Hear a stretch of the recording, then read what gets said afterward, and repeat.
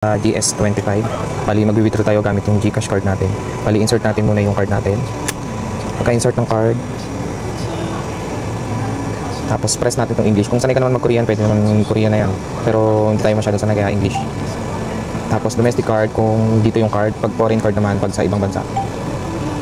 Tapos, ayan, mamili ka dyan kung ano yung card na ginamit mo. Yung GCash kasi is Visa. Tapos, savings account. Cash withdrawal.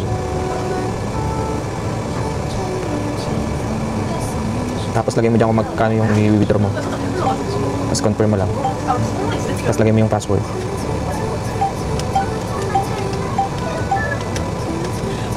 Tapos confirm.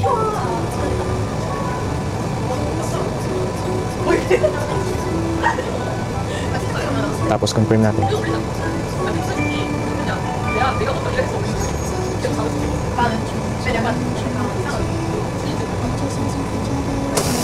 Yun na. Nalabas na yung pera natin dito. Please take your card. Tapos kunin natin yung pera dito. Ayun na guys. Withdraw na tayo.